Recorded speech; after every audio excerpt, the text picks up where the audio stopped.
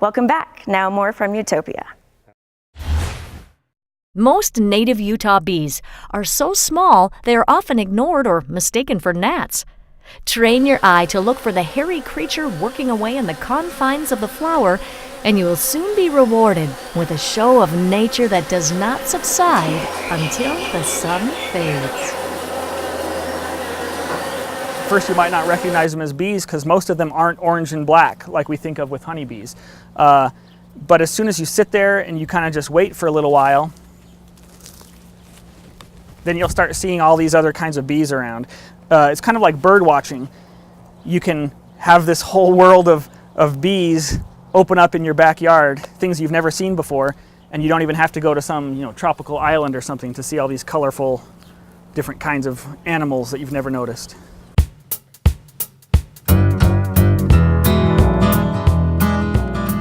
When most people think of a desirable backyard, they picture manicured grass, perfectly paved walkways, mulched flower beds.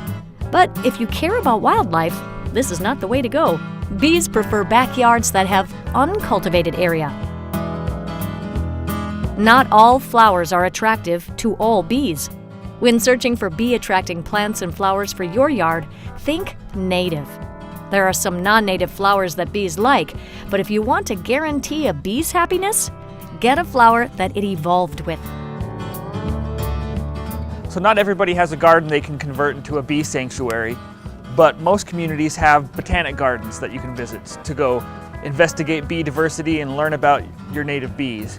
So today we're here at the Red Hills Desert Garden down in St. George, Utah, and we're going to see what kind of bees we can find.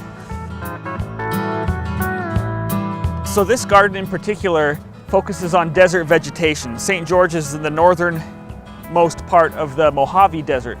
So here we can kind of get ideas of what we could plant in our own yards if we live down in southern Utah. You can see all the beauty and diversity of all the wildflowers that grow around here, and the wildflowers also attract a beautiful, diverse set of bees. One of the biggest obstacles to foster people's affection for bees is the fear of being stung.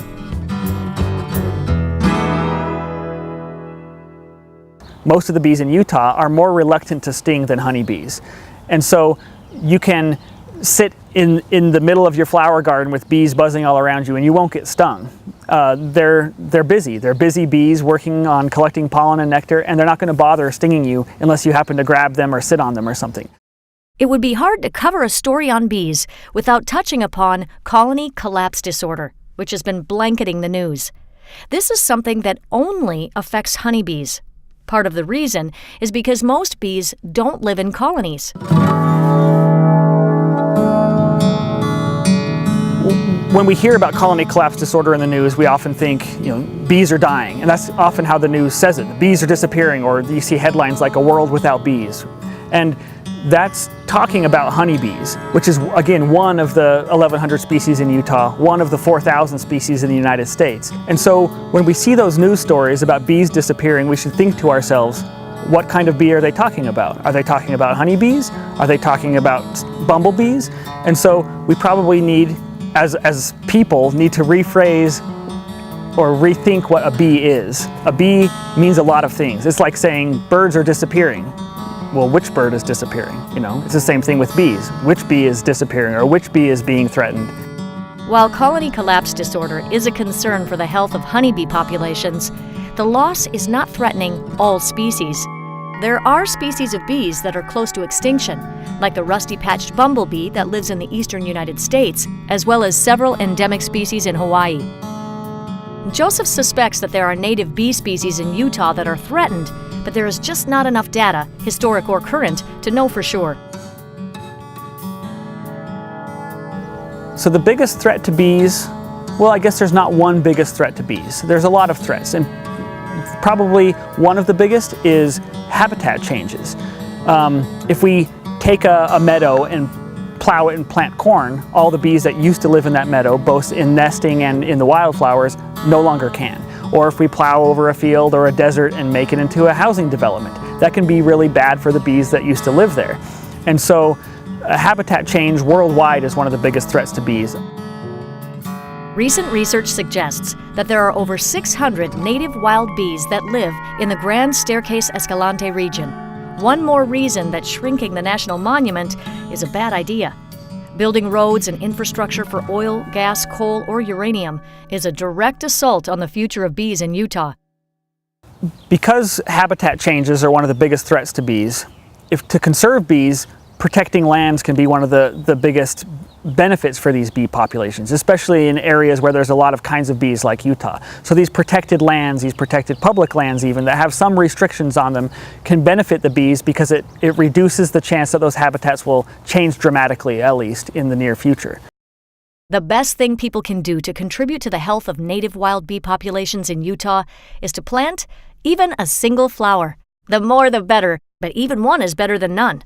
And after planting a flower, put a pile of dirt in your yard. The dirt is their home, the flower is their food. Often people think, oh, I'll buy honeybees for my yard and I'll become a beekeeper.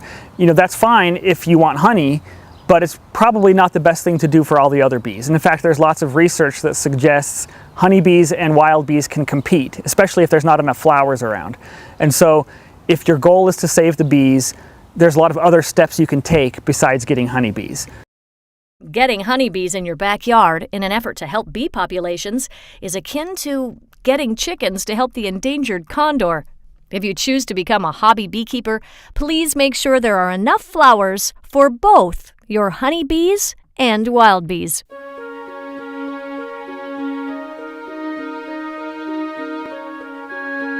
Honeybees, because they're in this hive and they can kind of warm each other up, they can get up earlier in the morning and they'll go to these flowers and take all the pollen and nectar, so then the wild bees come out and there's nothing left for them.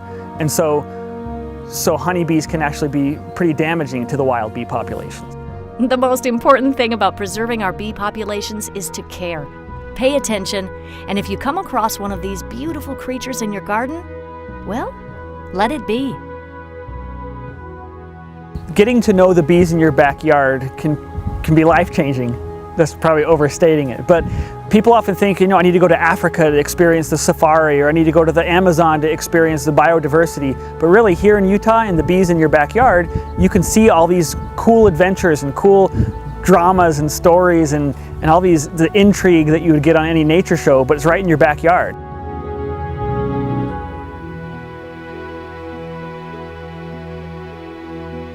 Now don't go away. Coming up, our story on one of Utah's premier wildlife festivals.